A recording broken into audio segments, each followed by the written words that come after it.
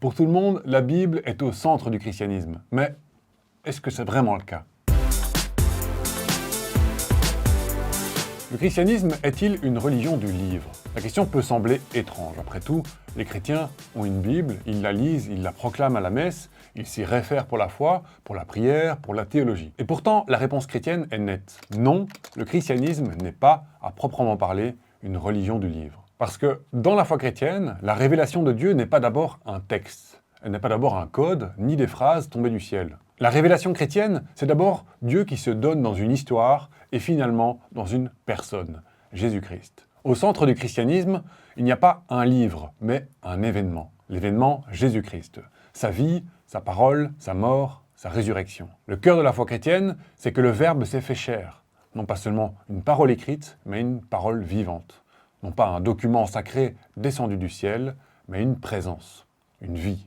Un visage. Cela ne signifie pas que la Bible serait secondaire, bien au contraire.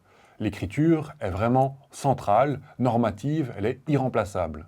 Elle est inspirée. L'Église la vénère, en vie, y reconnaît authentiquement la parole de Dieu. Mais elle sait aussi que cette parole ne se laisse pas enfermer dans la lettre du texte. La Bible rend témoignage à une révélation qui la dépasse.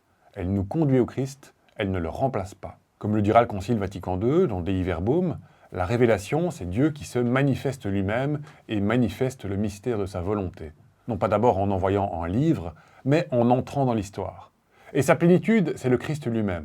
C'est pourquoi il faut être plus précis lorsqu'on parle des 3 religions du livre. L'expression est devenue courante. Elle est pourtant, du point de vue chrétien, au moins partiellement trompeuse. Pour l'islam, le Coran est la parole de Dieu directement, le Kalam Allah, la parole incréée, descendue, dictée telle qu'elle. En fait, ce n'est pas la Bible qui est l'équivalent du Coran en christianisme.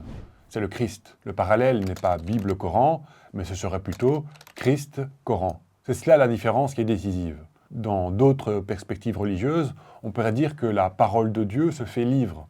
Dans le christianisme, la parole de Dieu s'est faite chair. Et cela change beaucoup de choses. D'abord, cela change notre manière de lire la Bible. Un chrétien ne lit pas l'Écriture comme on consulte un règlement. Il la lit comme le lieu d'un témoignage inspiré, reçu dans une tradition vivante. Elle est le fruit d'une histoire, d'une alliance, d'une mémoire croyante, portée par des auteurs humains dans des contextes réels pour attester l'action de Dieu.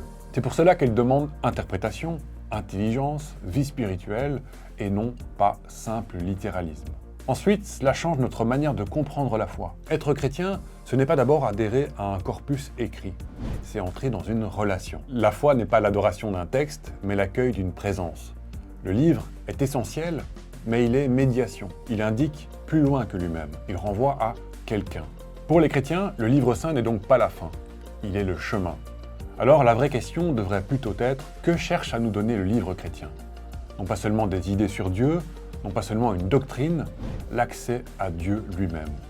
Une rencontre, une parole qui, aujourd'hui encore, peut nous atteindre, nous juger, nous relever, nous appeler. Car un livre, si beau soit-il, peut rester fermé devant nous. Le Christ, lui, peut ouvrir notre vie. Et peut-être est-ce cela, finalement, la singularité chrétienne. Croire que la vérité n'a pas seulement été écrite, mais qu'elle a marché parmi nous.